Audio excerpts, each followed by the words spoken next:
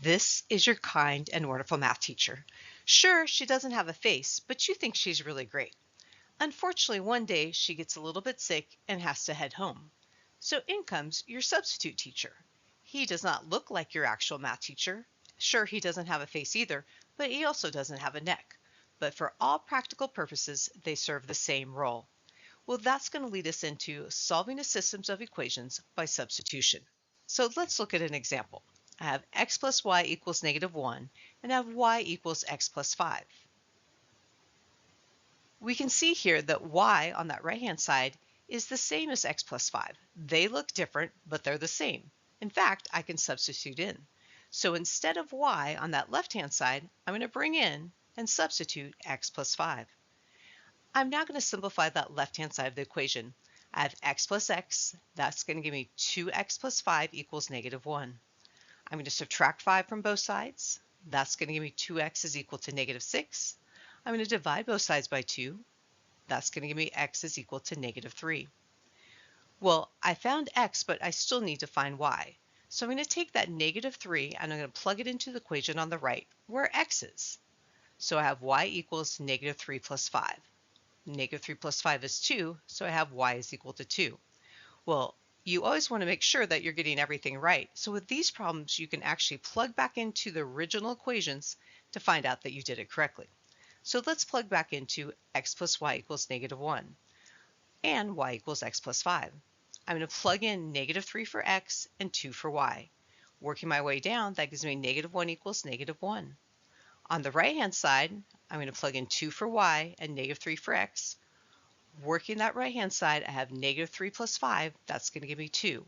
And since I have the same number equal to itself, I have found the solution to that system to be -3, 2. Let's look at another example. I have x equals -2y plus 2, and 6y minus x is equal to 8. I notice on that left-hand side, I have x by itself, so that's the thing I'm going to want to substitute in for the right-hand side. So where I have an x, I'm going to substitute or replace it with -2y plus 2. I'm going to distribute that negative, so that's going to give me 6y plus 2y minus 2 is equal to 8. I'm going to combine 6y plus 2y. That's going to give me 8y minus 2 equals 8. I'm going to add 2 to both sides. That gives me 8y equals 10. I'm going to divide both sides by 8. Ooh, I see a fraction coming along here, and that's going to simplify to 5 over 4. So I'm going to take that y value and I'm going to plug it into the equation on the left-hand side.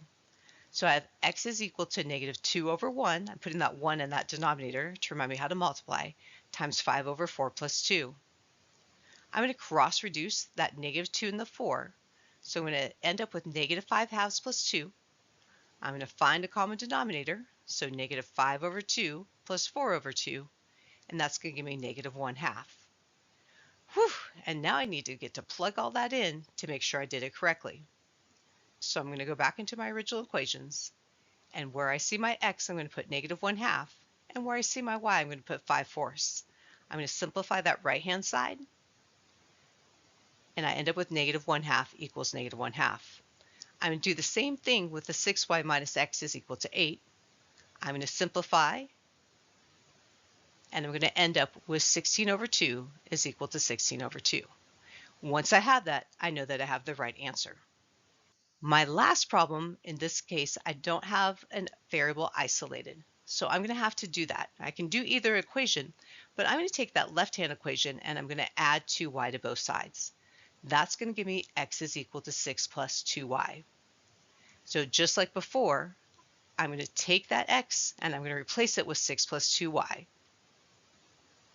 I'm going to substitute that in, and now I'm going to distribute the 2.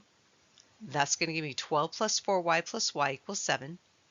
That's going to give me 12 plus 5y equals 7. I'm going to subtract 12 from both sides. That's going to give me 5y equals -5. Divide both sides by 5, and I end up with y equals -1. I need to plug back into the other equation to find my x value. So where I see the y, I'm going to replace the y with -1. I'm going to substitute it with -1. I'm going to simplify that right-hand side, and that gives me x is equal to 4. I'm now going to take both of those answers. I'm going to plug it back into my original equations, For x, I'm going to put 4, and for y, I'm going to put -1. I'm going to simplify. 2 times 4 is 8. 8 minus 1 is 7.